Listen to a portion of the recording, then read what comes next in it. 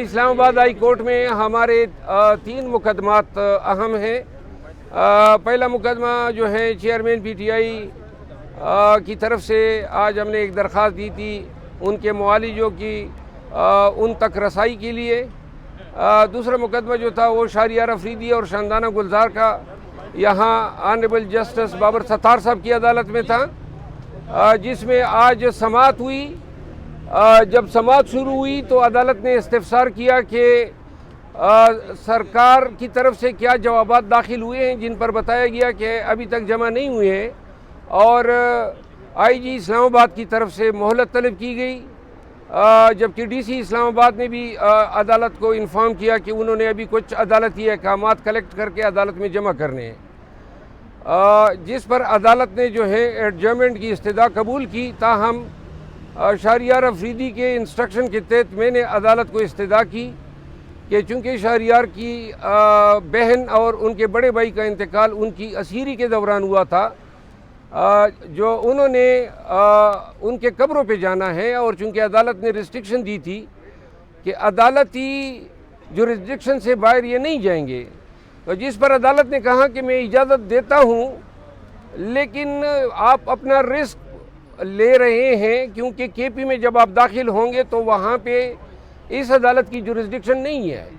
یہ بہت بڑی بات ہے کہ عدالت اب سینسٹائز ہے کہ پاکستان کے اندر پھرتے ہوئے بھی لوگوں کا آزاد پھرنا ایک رسکی معاملہ ہے، اور یقیناً پاکستان تحریک انصاف سے وابستہ جو لیڈرز ہیں، ورکرز ہیں، آفس بیئررز ہیں، ان کے لیے مسائل پیدا ہو رہے ہیں۔ بہرحال شہریار افریدی اپنے تئیں اگر یہ فیصلہ کرتا ہے تو انشاءاللہ وہ جائیں گے کوارٹ۔ شاندانہ گلزار اور شہریار افریدی دونوں کے کیسز میں وکیل سرکار نے یہ عذر بھی اٹھایا کہ چونکہ ایڈوکیٹ جنرل اسلام آباد کو اس میں پراسیکیوٹر مقرر کیا گیا ہے، جس پر عدالت نے کہا کہ یہ عدالت کی ثوابدید ہے اور ایک سے زیادہ بھی پراسیکیوٹر مقرر کر سکتے ہیں۔ مقدمے کی سماعت جو ہے مین مقدمے کی وہ بدھ کے روز اگلے ہفتے، جبکہ کنٹیمپٹ پروسیڈنگ میں کارروائی جو ہے وہ منگلوار کے روز جو ہے ملتوی ہوئی ہے۔ تھینک یو سو مچ۔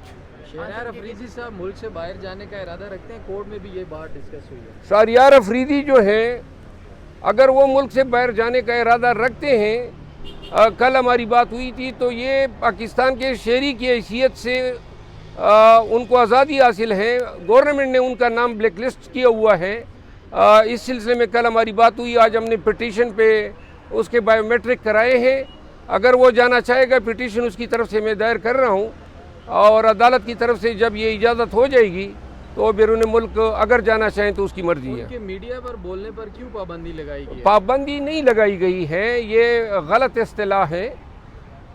عدالت نے یہ کہا ہے کہ چونکہ یہ انٹرم ریلیف ہے، ایک طرح کی ضمانت ہے، اور جب تک یہ حتمی فیصلہ نہیں ہوتا ہے اور یہ احکامات کالعدم نہیں ہوتے ہیں، تب تک عدالت نے کہا کہ کسی ایسی بات سے پرہیز کریں کہ جس میں اکسانے کا الزام آتا ہو، لوگوں کو ورغلانے کا ہو، یا کسی کو سیاسی تحرک دینا ہو کہ آپ نے روڈ پہ نکلنا ہے، کیونکہ یہ مینٹیننس آف پبلک آرڈر کے تحت یہ کارروائی ہو رہی ہے، اور مینٹیننس آف پبلک آرڈر سے متصادم کوئی بیان نہیں دینا ہے۔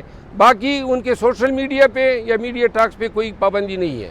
تھینک یو سو مچ۔ صاحب، آپ نے کہا کہ آپ نے عمران خان صاحب کو معالج کی رسائی کے لیے درخواست دائر کی ہے، جبکہ جیل حکام کا کہنا یہ ہے کہ 3 ڈاکٹر بر وقت وہاں پر اویلیبل ہیں اور ان میں ایک ڈاکٹر ہر وقت موجود رہتا ہے، تو کیا جیل حکام دروگوئی کر رہے ہیں؟ وہاں پہ صرف ایک کمپاؤنڈر تعینات ہیں، باقی کوئی 3 ڈاکٹر 5 ڈاکٹر نہیں ہیں، صرف اڈیالہ جیل میں یہ سہولیات ہیں۔